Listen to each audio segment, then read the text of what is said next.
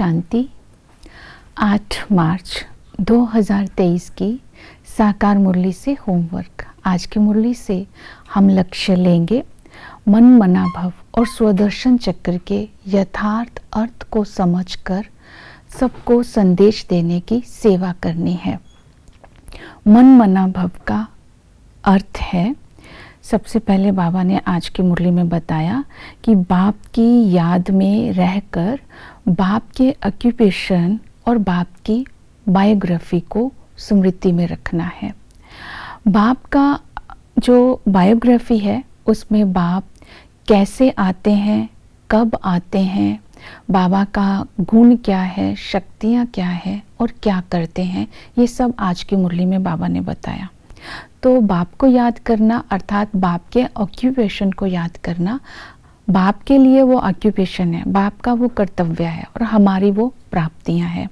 बाबा संगम युग पर आ करके हम सब का कल्याण करते हैं, हमें सतो प्रधान बनाते हैं।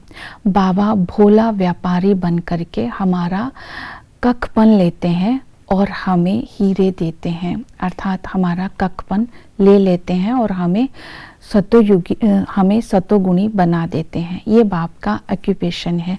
ये स्मृति में रखेंगे तो बाप की याद सहज हो जाती है, क्योंकि बाबा हमें शूद्र से ब्राह्मण बनाते हैं, ब्राह्मण ही फिर देवता बन जाते हैं।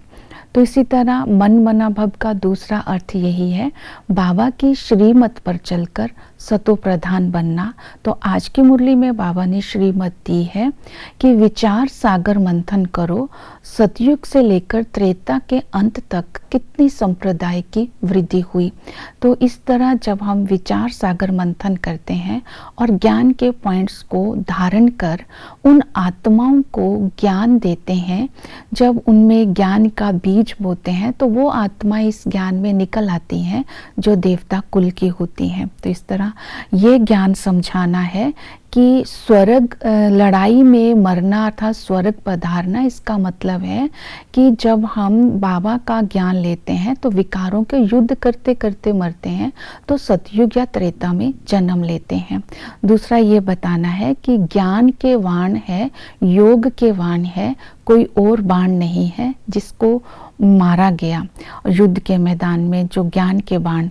दूसरा ये बताना है कि शुद्ध रुद्र ज्ञान यज्ञ से ही जो विनाश ज्वाला प्रज्वलित होती है, मटेरियल यज्ञ से नहीं। तो ज्ञान के गुह्य राज आज की मुरली में बाबा ने बताए हैं, उनका संदेश सभी आत्माओं को देना है। तीसरा मन मनाभव का अर्थ है ईश्वरीय मस्ती में रहना। जब हम बाप के संग में रहते हैं तो बाप के संग में रहने से संबंधों का भान भूल जाता है, पुरानी दुनिया का भान भूल जाता है, आत्मा शुद्ध बन जाती है और आत्मा शुद्ध होने से पुराने संस्कार मर्ज हो जाते हैं, तो हम बाप समान बन जाते हैं। और स्वदर्शन चक्र का अर्थ ही है बेहद की हिस्ट्री ज्योग्राफी को बुद्धि में रखना।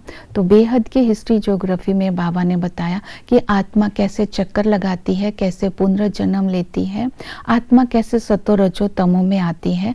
तो आदि के बारे में बताया कि लक्ष्मी नारायण सतयुग में सतोगुणी होते हैं, द्वापर कलयुग में रावण दुश्मन आ जाता है तो आत्मा मैली हो जाती है, और संगम पर स्वयं बाबा ब्रह्मा के द्वारा ब्राह्मणों को रचते हैं। ब्राह्मण बने बिगर हम देवता नहीं बन सकते, तो स्वयं बाबा आकर के हम ब्राह्मणों को श्रीमत देते हैं, जिससे हम मर्यादा पुरुषोत्तम बनते हैं और बाबा की याद से हम आत्माएं पवित्र रहती हैं। इसी तरह स्थापन करता आकर के हमें सच्चा ज्ञान देकर हमें स्वर्ग के लायक बनाते हैं।